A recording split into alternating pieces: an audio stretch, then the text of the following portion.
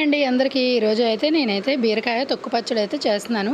అంటే బీరకాయ పై పొట్టు ఉంటుంది కదా, అది పైన తొక్కలు ఉంటాయి కదా, అది అనమాట బీరకాయ తొక్కలు పచ్చడి అని కూడా అంటారు. లేదంటే బీరకాయ తొక్కు పచ్చడి అని కూడా అంటారు. ఒక్కొక్కరు ఒక్కొక్క రకంగా పిలుస్తారు. ఈ పచ్చడి చేసినప్పుడు ఏంటంటే ఇందులో బీరకాయ ముక్కలు కూడా కొన్ని వేసుకుంటే బాగుంటుందన్నమాట.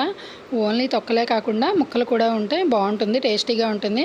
చేస్తాను ఏంటి అనేది అయితే మీకైతే చూపించేస్తాను. చూడండి, బీరకాయ తొక్కలు అలాగే పచ్చిమిర్చి కూడా కొంచెం ఫ్రై చేసుకోవాలి.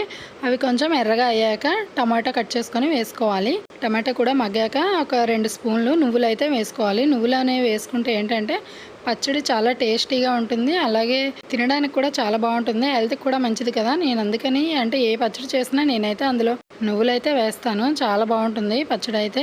నువ్వుల ప్లేస్లో పల్లీలు కూడా వేసుకోవచ్చు. రెండింటిలో ఏది వేసుకున్నా బాగానే ఉంటుంది. టమాటా వేసాక అయితే మూత పెట్టి మగ్గించుకోవాలి. టమాటా అయితే ఇంకా మగ్గలేదనమాట, ఇంకొంచెం మగ్గితే బాగుంటుంది.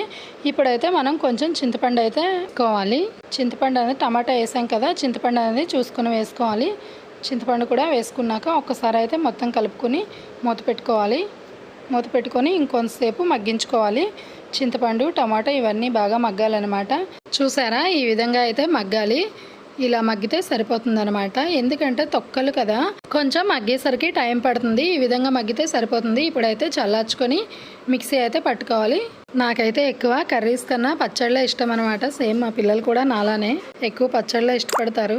ఇంకా మిక్సీ పట్టేసుకున్నాను. చూడండి, ఈ విధంగా మెత్తగా అయితే సరిపోతుందనమాట. ఇంక ఇప్పుడైతే తాలింపు పెట్టుకోవాలి. తాలింపు కోసం అదే కడాయి పెట్టుకొని అందులోని ఆయిల్ వేసుకోవాలి. ఒక 2 స్పూన్లు ఆయిల్ వేసుకొని అందులోని ఆవాలు, జీలకర్ర, పచ్చెనగపప్పు, ఎండుమిర్చి అలాగే కరివేపాకు కూడా వేసుకోవాలి.